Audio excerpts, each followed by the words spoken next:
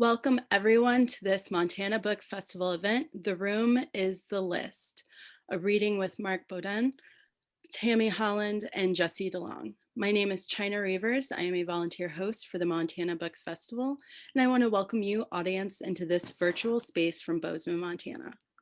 The Montana Book Festival acknowledges that we are in the Aboriginal territories of the Salish Kootenai, Absaloke, and Cheyenne people. The Montana Book Festival strives and will continue to strive to help promote Indigenous voices as one of the ways our organization acknowledges and respects the Aboriginal peoples of Bozeman and across Montana. For those of you zooming in from outside of Bozeman, I encourage you to take a look at the link our volunteer Andy Smith has just put up in the chat so you too know whose Aboriginal territories you are currently occupying. Go ahead and let us know where you're zooming in from this afternoon. We're really excited to welcome Marc Beaudin, Tami Holland, and Jesse DeLong to this year's virtual festival. But I first want to take care of a little housekeeping. We'd like to welcome you as attendees to submit your questions to our authors via the Q&A at the bottom of your screen. Feel free to use the chat function to talk amongst yourselves while the event is taking place. On the back end, Andy, our volunteer, will be monitoring both the Q&A and the chat for any logistical questions you may have throughout the event. The Montana Book Festival wishes to thank our event sponsor, Arts Missoula. And with that, I'd like to introduce you to our authors. Please note their full bios are available up on our website. Marc Beaudin, an Absaroka Beartooth Wilderness Foundation artist in residence, is a poet, theater artist, and ABAA member bookseller in Livingston, Montana. He is the author of Life List Poems, Montana Book Award honor winner, the hitchhiking memoir Vagabond Song, and several other books. His work has appeared in numerous journals, including Cutthroat, High Desert Journal, and Whitefish Review, and has been widely anthologized in publications fighting for environmental and social justice. Tammy Holland is the author of 3 poetry collections, What Does Not Return, When We Wake in the Night, and Breath in Every Room, winner of the Nicholas Roerich First Book Award. Her poems have appeared in many periodicals and anthologies. A former Montana Poet Laureate, Holland has received a Governor's Humanities Award, a Montana Arts Council Innovation Award, and has been granted writing residencies from the Provincetown Fine Arts Work Center and the Absaroka Beartooth Wilderness Foundation. She is a professor of creative writing at Montana State University Billings and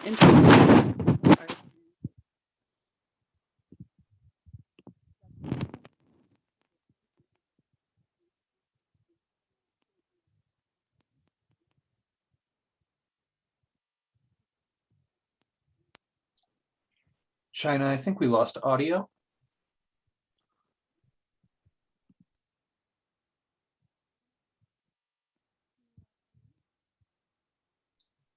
Give us just a sec, everyone. We're having some technical difficulties.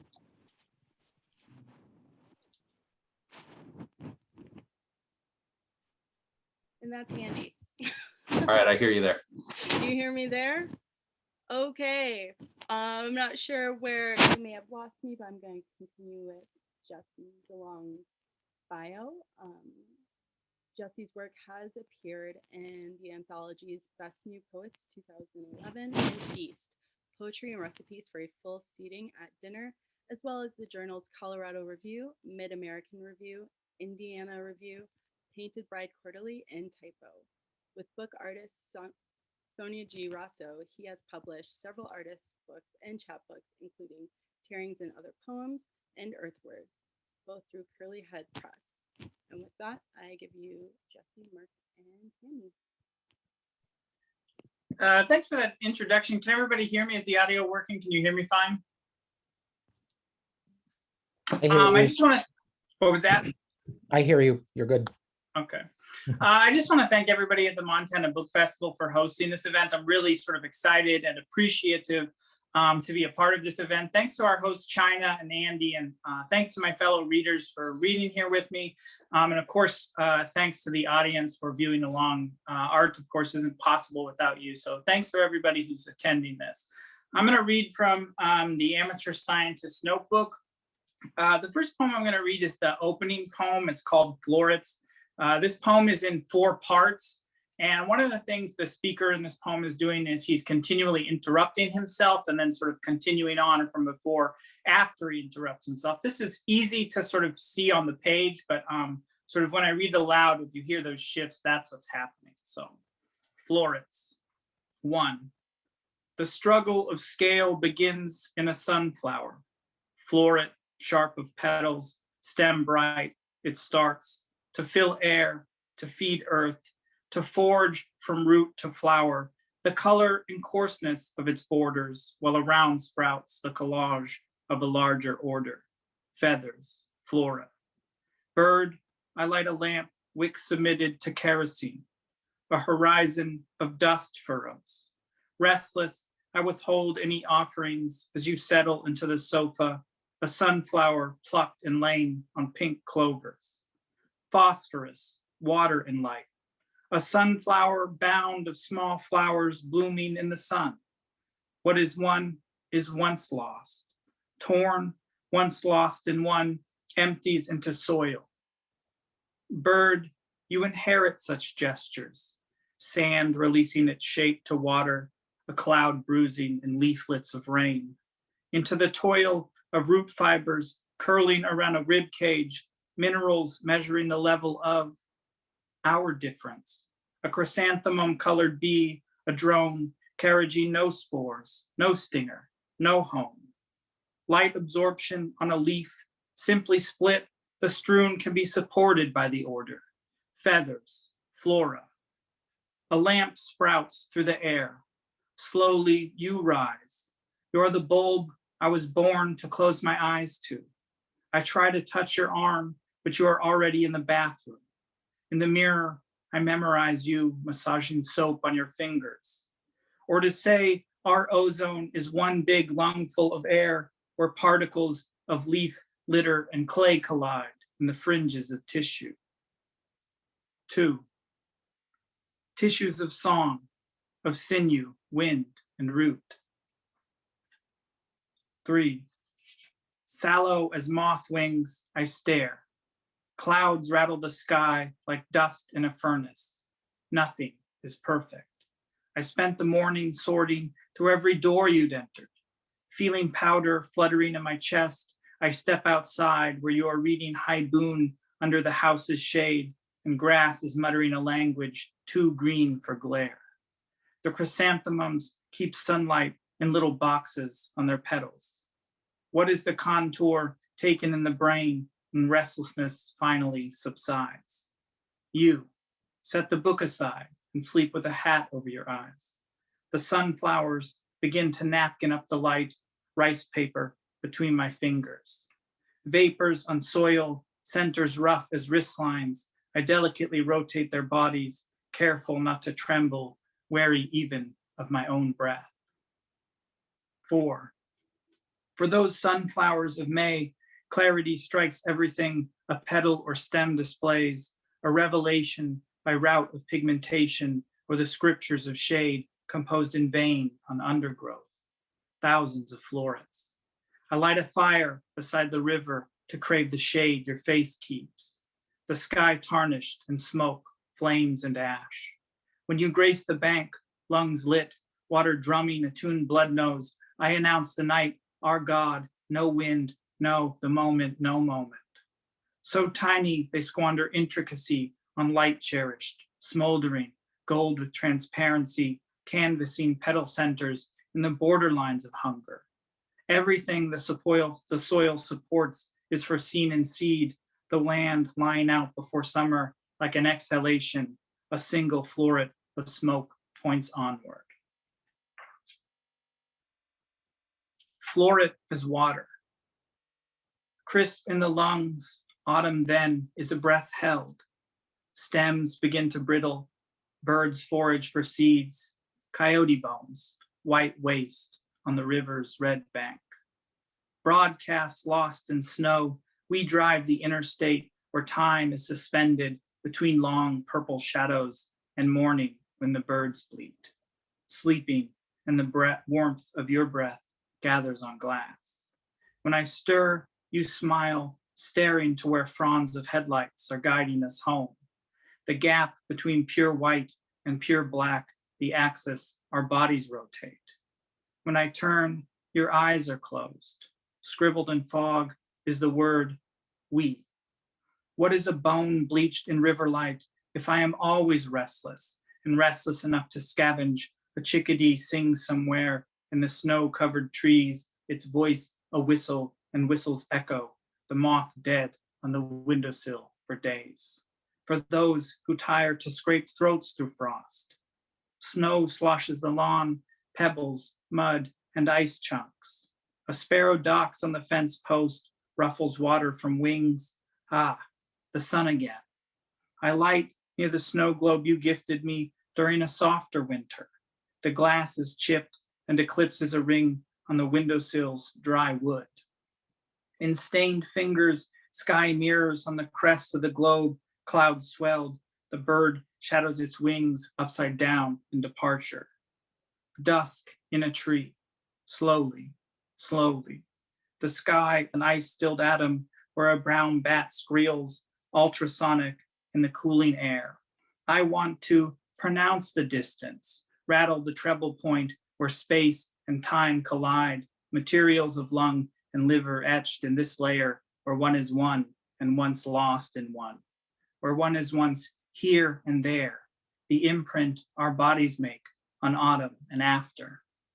Past the globe, land emerges in chalk lines, a spine of hills narrowing to knuckles, ridges sharpened where the sky has lit its paper ends.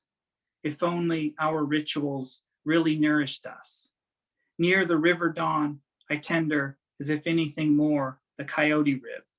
Morning slates on pebbles, the current disassembles the sun. Road lights, the only sound in the room. The curtains could be the northern lights, the carpet, a tar pit. This is the void I willingly enter every day. I cross my arms, rest my hands at my shoulders, fingers spread. I take a step back, a step forward, a step back and to the side.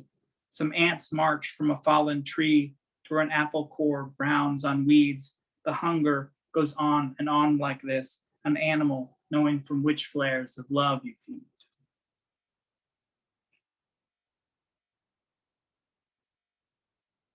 A footprint in the snow. The snow fills it in. In the forest, in the snow, 5 miles past my house, I found a field guide. Not as damaged as you would think, the pages, gray with hail, still held, ink blurred at the edges, as if the shape and meaning remained out of focus. As if the winter planned to write not love notes, but of how the birds' brown bruises on sky scarred its margins in shadow. This winter was a last spent wondering why your eyes are different shades. The bird seemed to understand and kept its distance, weary, the field its guide to how large a shadow can loom. Bird, a clump of rat bones lodged in my throat. I went inside, set the field guide down where it situated sunlight around its dust. There is no end to light and shadow, only ourselves doubled over and over through a field, guided by how skin scatters vapors. And there is no end to you and I, only the way we spend every day pretending to forget. Then why does it feel like someone has scrawled chalk in my lungs? Before you left, I pretended we still held close to the hallelujah of our sweat. We could still cross the field without giving away whether one or no or two people had been strong enough or restrained enough to tread across the field without leaving any markings. Thank you.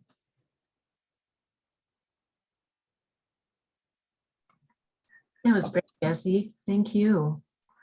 And thanks to both of you, and thanks to the book festival. It's great to be here. I'm glad to know that there are people out there in the audience too. Great to be together in this way.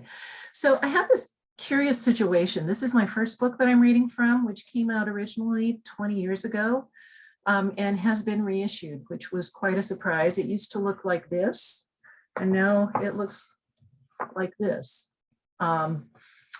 So, but at any rate, I'm going to read a few of these poems for you. Obviously, it's from an earlier stage of my life, and there are little, younger children appearing in these poems sometimes.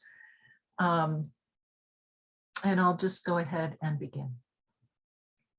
Lipstick. I wonder how they do it.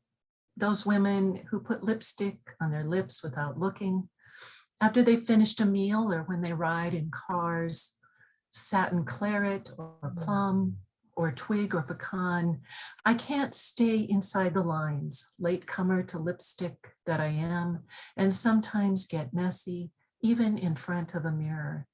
But these women know where lips end and plain skin begins, probably know how to put their hair in a knot with a single pin.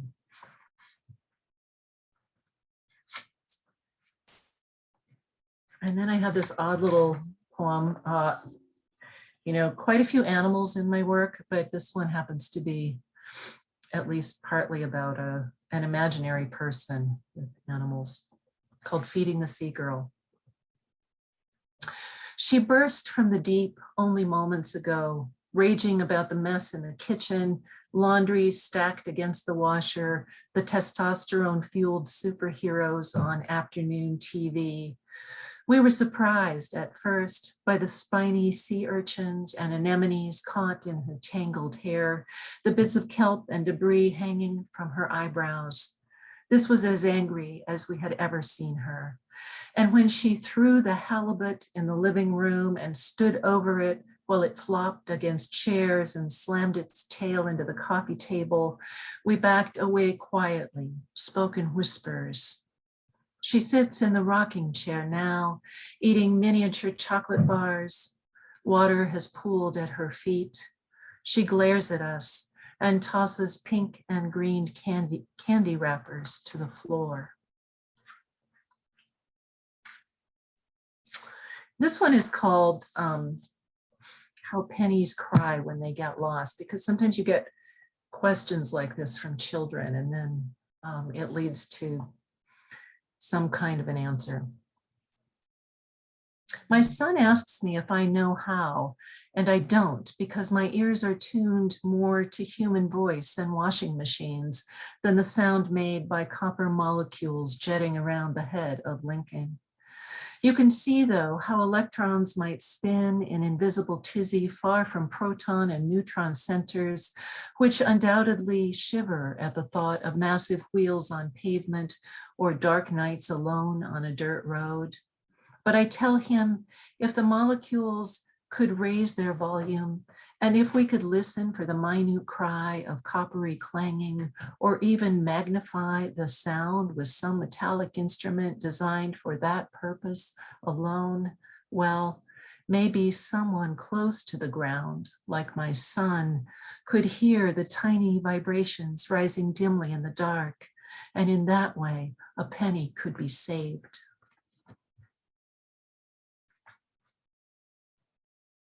So we always had lots of engagement with, bugs, slugs, spiders, what the world is full of from the eyes of a child. So I'm going to read a handful of those right now. This is called Capture.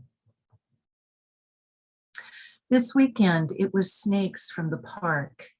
The boys found a hole close to the pond and their fingers pulled out garter snakes. When the boys carried them past balsam root and choke cherries, the snakes wrapped themselves around wrists, their heads lying on forearms or aimed forward into the path, dainty black-tipped tongues flicking in smells. Once it was a dragonfly in the front yard. Its wings moved only a fraction, not strong enough to lift it off cement. We scooped it onto a plate, put it under the pine trees, and when the cats got too close, placed it in the center of the kitchen table. We gave it green grass, drops of water, created a small habitat on plastic. At dinner, its tail aimed at the ceiling, then fell limp and dull on the grass.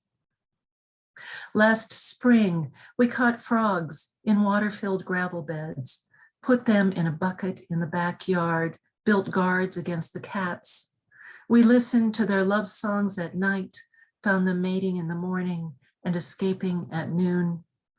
Today, over afternoon ice cream, our son tells us that he caught a slug once, and when no one was looking, he tore its body open with his fingers to discover its tiny heart.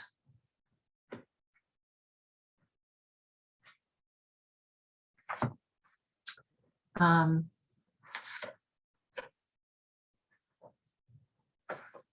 on one second. Okay, this one is called Experiment. This and the next, I think, are kind of set during this time of year.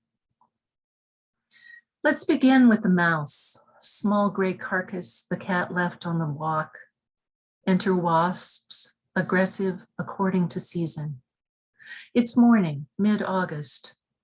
They begin with the jelly eye, eat to bone socket, then go for the hollow of neck, snip through fur to sinewy meat, trim to vertebrae, tunnel under collarbone, scissor through skin, and gorge on dark viscera. Their tiny feet step inside to outside, outside to in, until each white sliver of rib brightens in the sun. The skull shines as they trim away tendons, the muscles of cheek and jaw, then gnaw to the backbone and into the pelvis, their wings tossing them sometimes to flight, sheer joy of the feast in a dry season, until they descend again.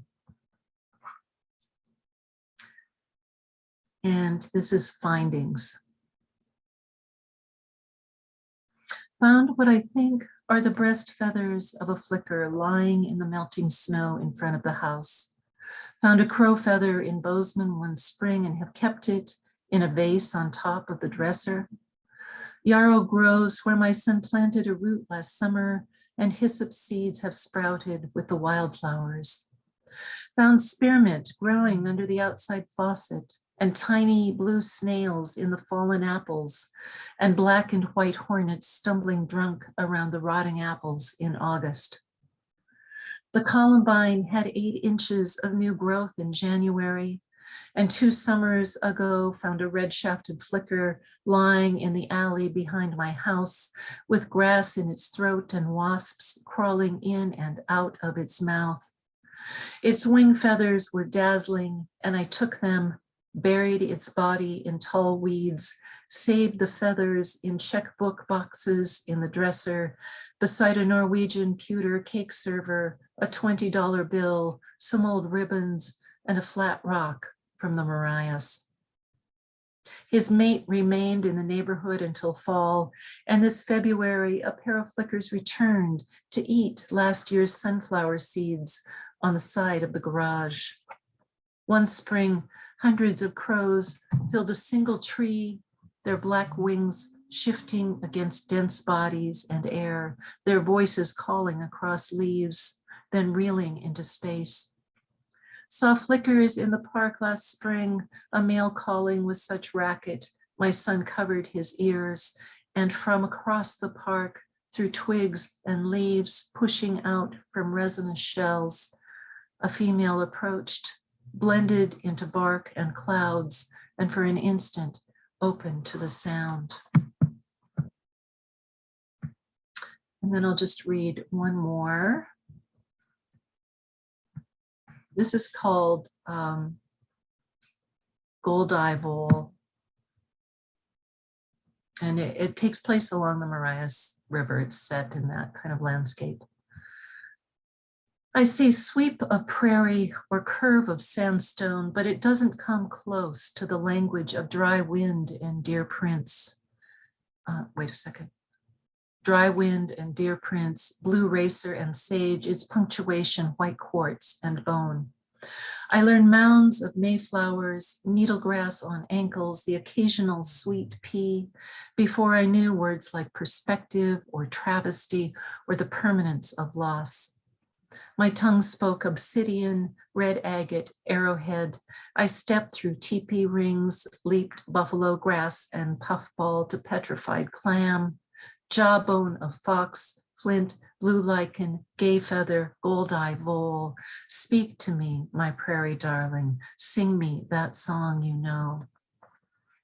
Thank you.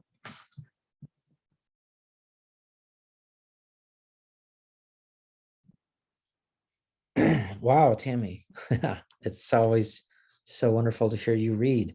And Jesse, thank you for, it's great to hear your stuff for the first time. I'm Marc Beaudin. I'm going to be reading from the new collection, Life List Poems from River Feet Press, and tried to pick out some pieces out of here that I think speak to the connections we can have with the wild, particularly with animals, and how, and I think the other two poets were thinking of this as well, just how a connection with a wild animal can bring us into a place of poetry. This one is called Snowbound.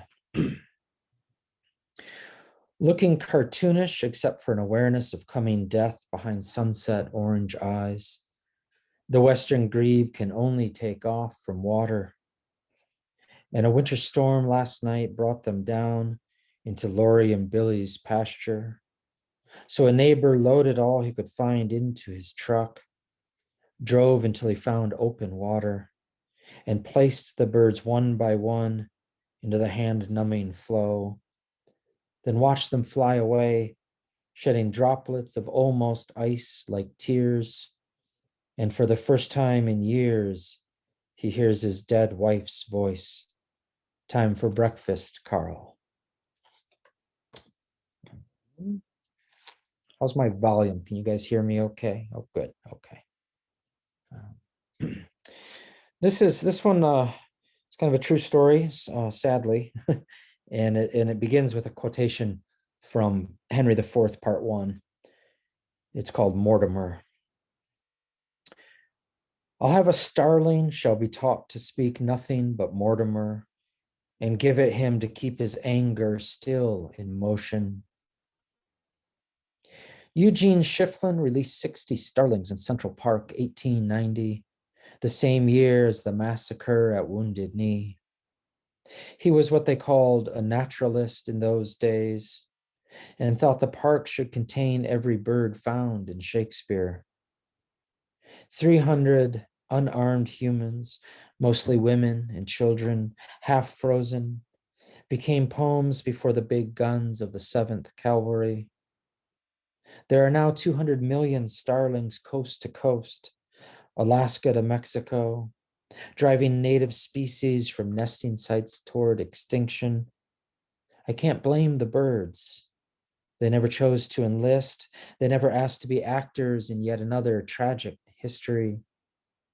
And I can't help loving, despite the damage they've wrought, their strange mechanical music of clicks and whirs and buzzings.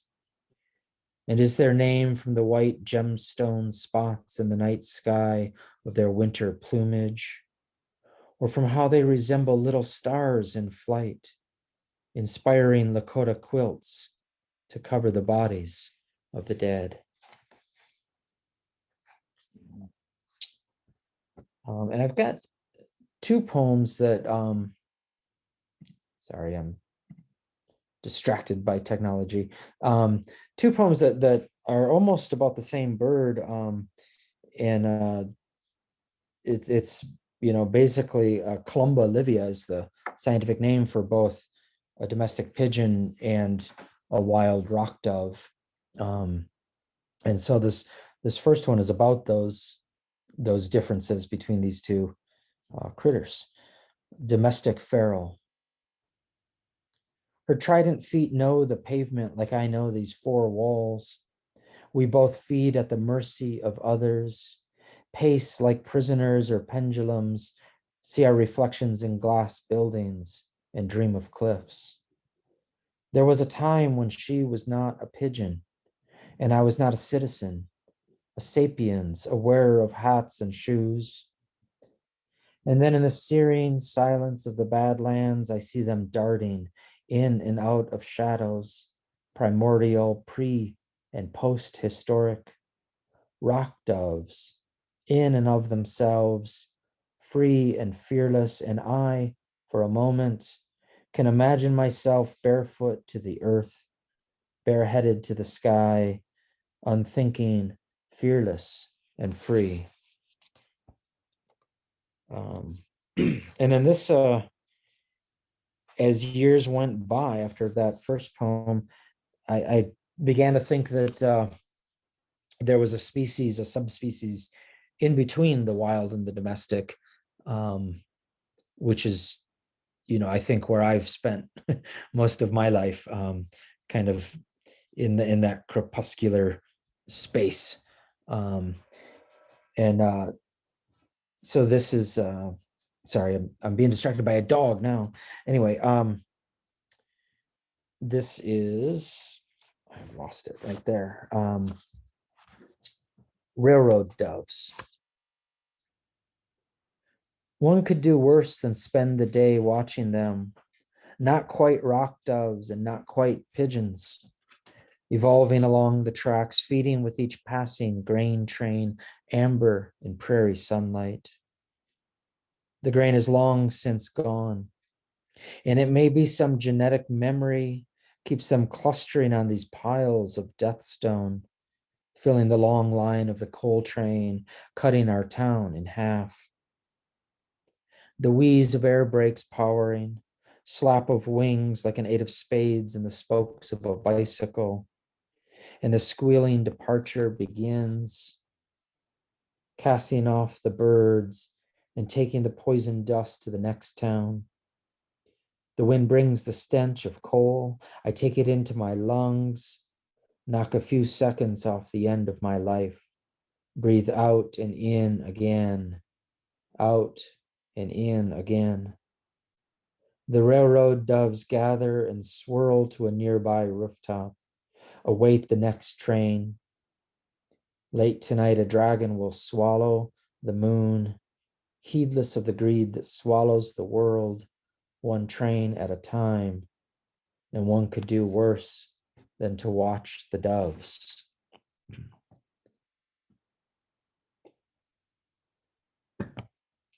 Okay.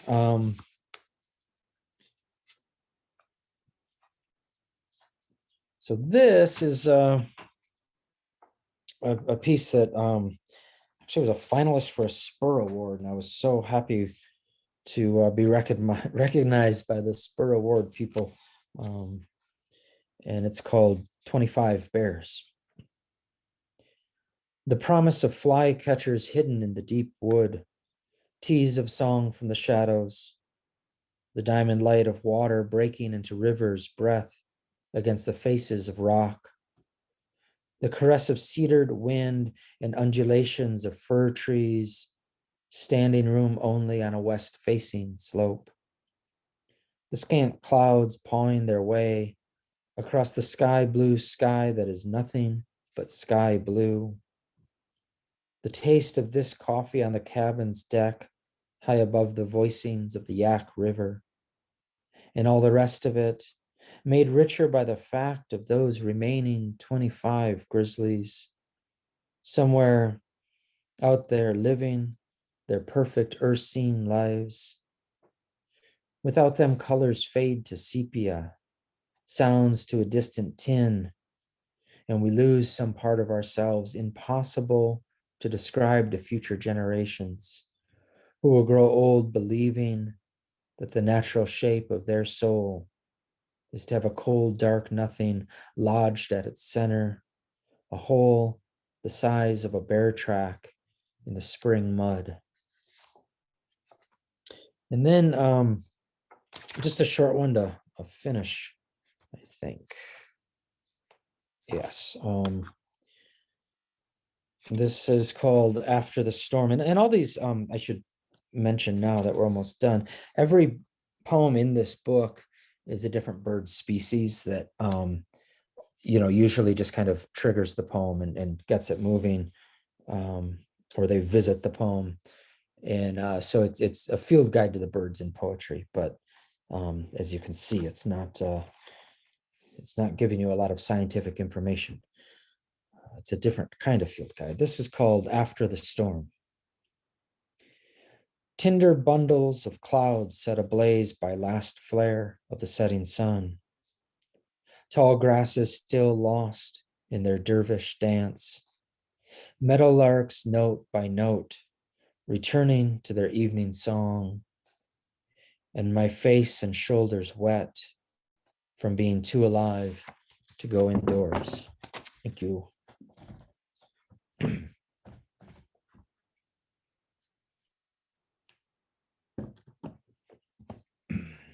Thank you for those wonderful readings. At this time, we do not have any questions, but I personally would love to know that you all have a fairly large body of work.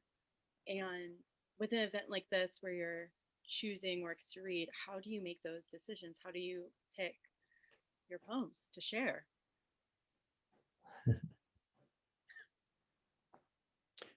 Well, for me, part of it is just what I've been reading lately, and what I'm, kind of getting tired of hearing myself read. So I dig out other poems out of the collection that I haven't read publicly before, or that kind of thing. And then also just, I was specifically for this reading looking at some pieces that I felt had something to say about when we kind of open ourselves to a connection with the wild, or with an animal, the gifts that we can get from that, whether it's insight or an understanding, or a moment of joy, or a new poem, whatever it is. Yeah, I think it's sort of different for every reading that I've had, but for this one, I sort of just kind of looked over the books, looked over Tammy and Marc's books, and sort of thought which poems might be good companion pieces to read with them, which ones would play off some of the themes that they were playing, and sort of tried to choose it in that way. Yeah, I feel like, I do something a little different for every reading. And for me, sort of the strangeness of reading from this volume is that they're from so long ago. So it's kind of like finding something new again. I'm less familiar with them. And so we did talk about animals in advance. So I was careful to choose some animal poems, but in all honesty, that's not hard. There are a lot of them in there. So it's inevitably going to show up. Tammy, I sort of had a question for you, because you were saying that sort of your book has come out again after 20 years, and my book sort of just came out, but I kind of wrote it close to maybe 10 years ago. And I was thinking, I wrote it, I've been away from sort of Montana and that area for quite a while now, over 10 years. And I was thinking about how I don't necessarily know if I have access to the voice anymore that's in this book. And so I was wondering, have you noticed sort of like after 20 years, have you sort of reflected back on the voice that you had then versus the sort of voice in your poems now, or what's that like? Yeah, I mean, there was, we definitely write from different places in our lives, right? And we end up, you're right, having different kinds of voices. A more, hopefully I have a more mature voice now, but that represents where I was.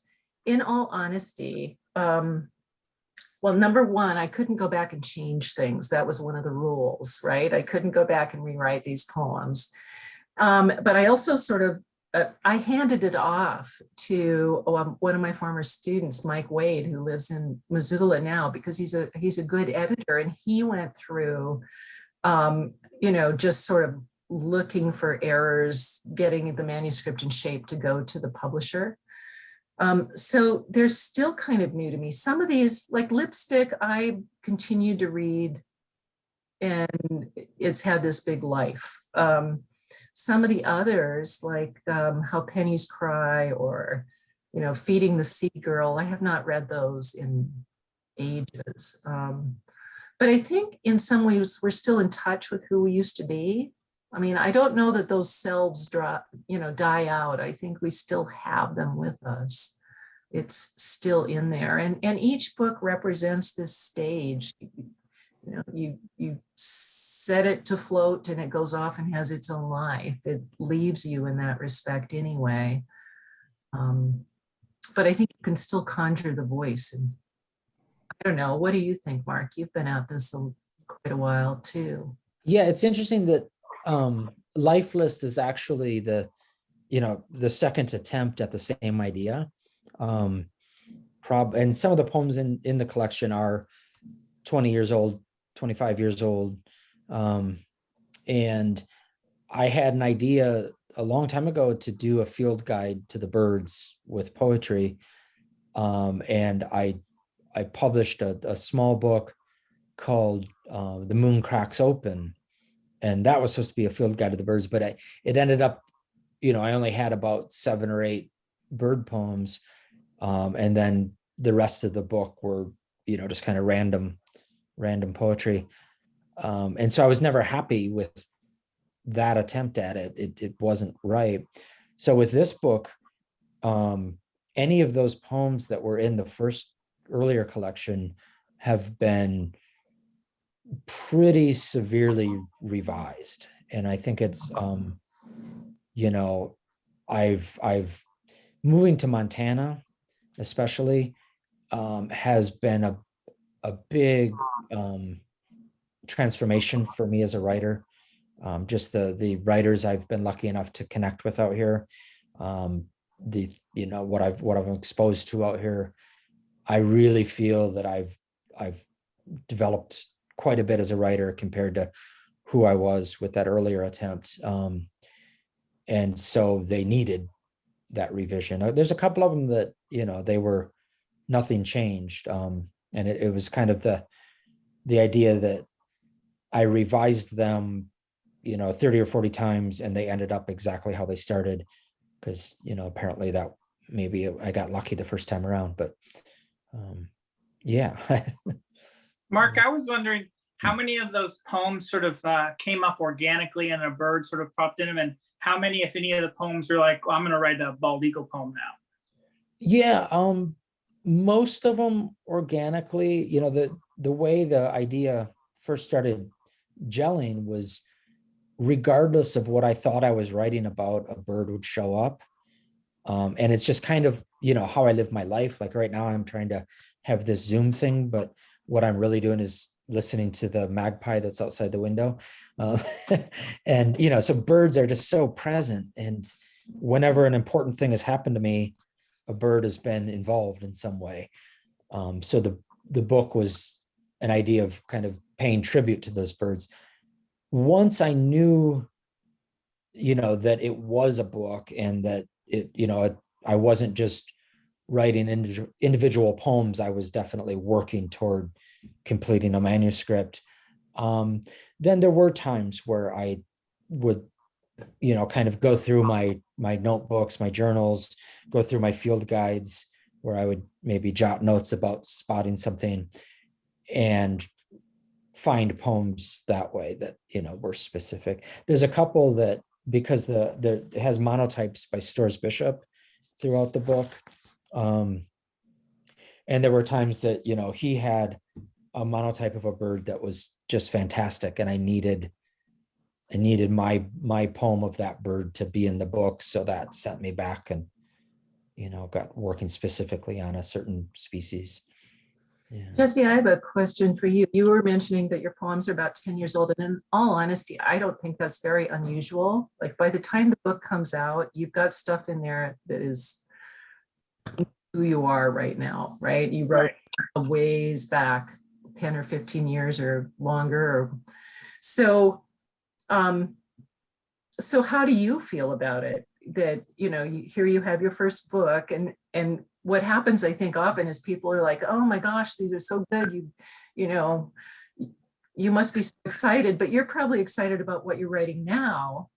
Yeah, I've been kind of thinking about this question for a while because I've seen other people sort of talk about like people were thinking like, oh, I want to sort of teach this class on poets' second books. A lot of people teach works on poets' first books, but they were talking about how it would be interesting to teach a class on poets' second books. And sort of I was thinking about the sort of like having gone through the process of publishing, thinking about, well, maybe that person's second book was actually the first book that they wrote, and it just sort of ended up that it just was the second one that was published. So sort of thinking about that made me sort of think about like what time and place people were when that book was published. Because I think that before you start to publish a book, you sort of just kind of, you're not really thinking about it. So you think that, oh, well, that's where the person is at that point in their life, but it's not necessarily really true.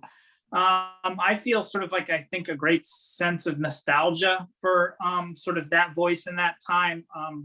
Like I said, I'm living in Louisiana now. I've been in the South for over 10 years, but I grew up in Idaho and Montana. And so a lot of that voice, I sort of connect to me growing up and living in that area in that time. So it has sort of a sense of nostalgia for me. I do like the stuff I'm working on now, but it's just sort of very different. And I wonder how I would ever be able to sort of come back to that voice. Would I have to go back to Montana for a time and sort of reside in the area to access that voice or not? And that's an interesting question, because Mark has just talked about how his voice changed, how your poetry changed, Mark, when you moved to Montana. Yeah. In what regard does location have a deep effect on what we have to say? Yeah, and I guess part of what that makes me think of is this book is divided into regions, as if it's a field guide. And so there's birds of the Eastern US, birds of the Western US, Mexico, Central America, Europe.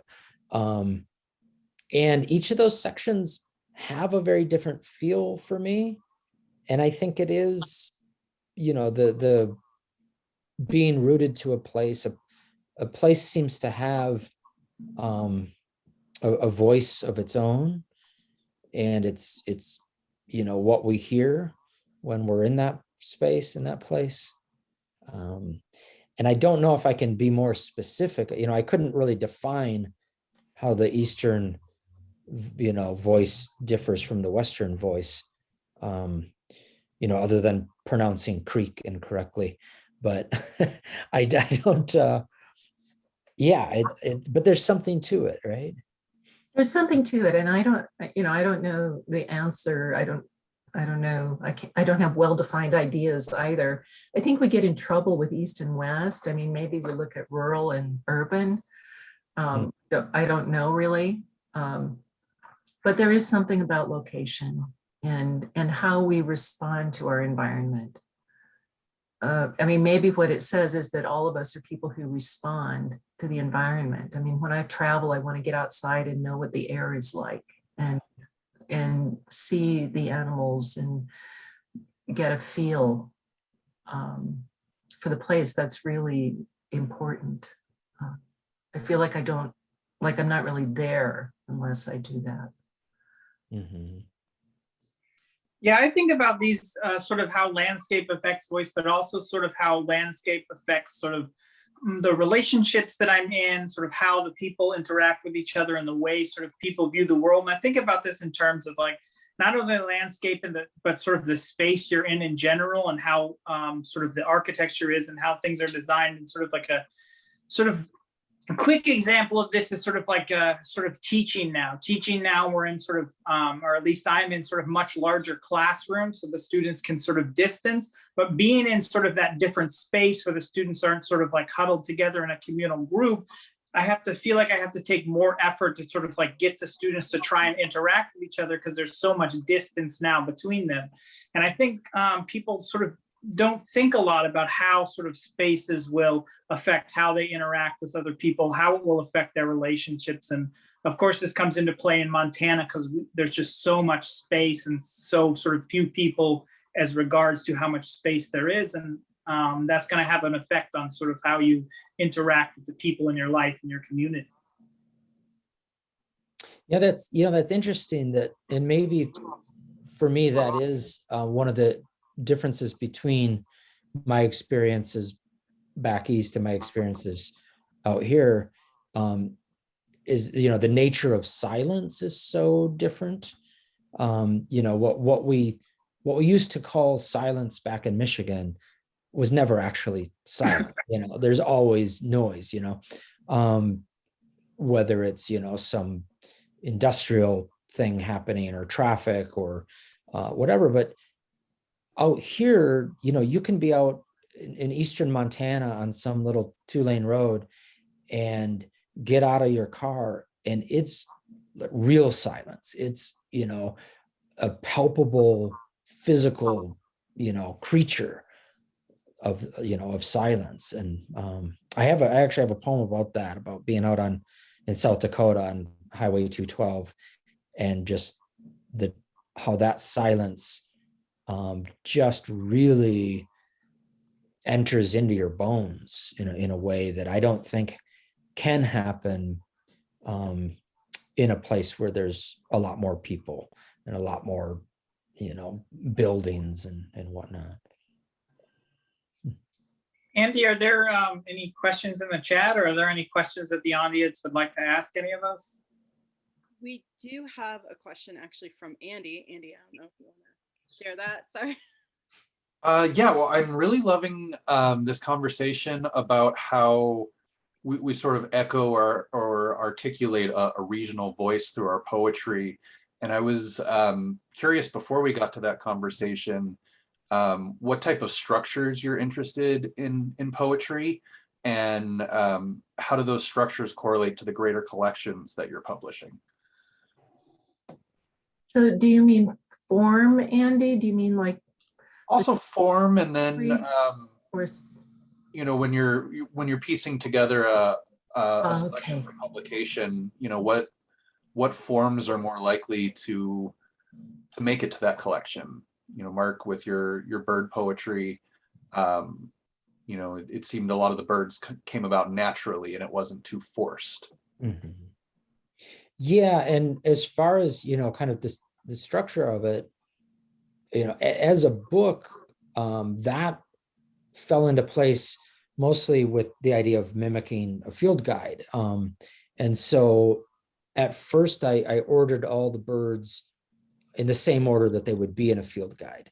So starting with the water birds and moving to the land birds and then, the perching birds. And but then working with my publisher and working with the artist, we realized that order didn't actually work straight through. There, we had to tweak some things a little bit to have the artwork fall on the right page, or have when we needed a 2-page poem instead of a 1-page poem, which is kind of mundane and but other than that, like form or structure in my poetry itself, I very infrequently write form.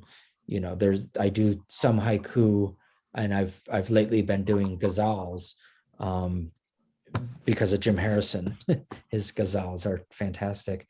But mostly I think of my poems as being more free jazz. There is I hear a melody going on there. It's just not in 4/4 time or anything like that. It's more, I guess, like modal jazz as opposed to tonal, which is, and somehow these poems, specifically the bird ones, almost always fell into 3-line stanzas, which I'd never done before, and I didn't intentionally do it, but just either in the initial writing or through revision, they wanted to be 3-line stanzas. There's just something about birds that it works for a bird to give you 3 lines at a time. But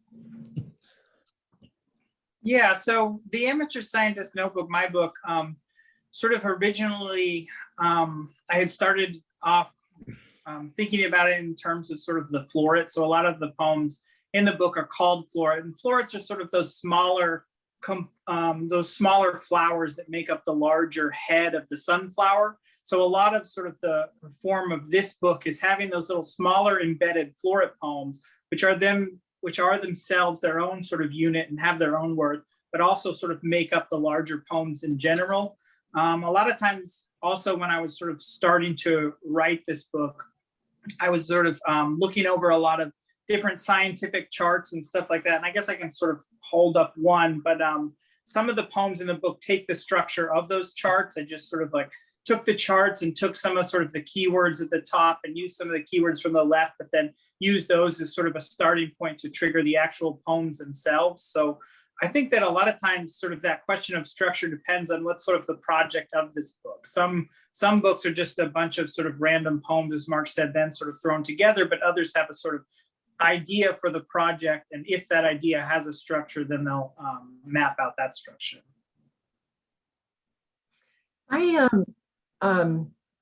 So after my first book, and the first book, you can tell has a lot of thematic connections, I think, and that's how it's arranged in sections.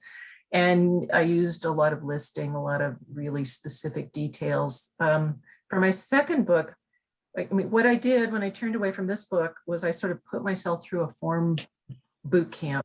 So I would take up with a form. I started with sonnets and I'd write them every day.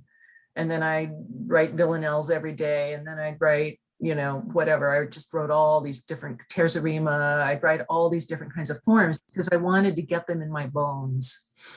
And so that they became, form I've learned is a very unconscious kind of thing eventually. So there's the training part. It's like being a musician, right? Got to learn your scales. You got to practice. So I practiced a lot after my first book. And so the second book reflects some of that, definitely. And I also did a long piece, multi-voices, 11-part poem that is also a really kind of sorrowful poem. And so it's hard to place really, but it found its place in that volume. And the third one, I wasn't doing the boot camp thing anymore, but by that time, the sense of form had kind of embedded itself. And so a lot of those poems, as I was putting it all together, I'm like, oh, this is 14 lines. Oh, this one's 14 lines. So the influence of the sonnet crept out in that book. All of the books had thematic sections. And in the new one, the manuscript I'm working on right now, there seem to be currently 3 sections. And I've relied probably more on prose poems in that one. But it's not anywhere near completion yet. How did you decide how to, which poems to put in section 1 and which poems to put in section 2? So as somebody who sort of like has just sort of one long section for a book, I know Mark's obviously his book is set up in sort of the regional areas, but how did you decide sort of to section off the poems in your book? I mean, it's a sort of arc, right? I start to notice the similarities, and then a real turn to something very different. And then you start thinking of beginnings and endings and sort of narrative arcs. And then kind of the narrative arc of the entire book. And that's kind of how it evolves for me. But there's a lot of, like we all do, putting poems out on the floor and walking around them and shifting around. And you also want contrast. It's not like you want just everything to be so similar that it becomes boring. So you create contrast in tone and mood and. Yeah. It's similar to putting a set list together, when I do a reading. Yeah. And you want to take the audience on a journey, so grab them with something, and then maybe you can bring them into a quieter area, but you can't stay there for too long. You need to crank the energy again and get the thrills and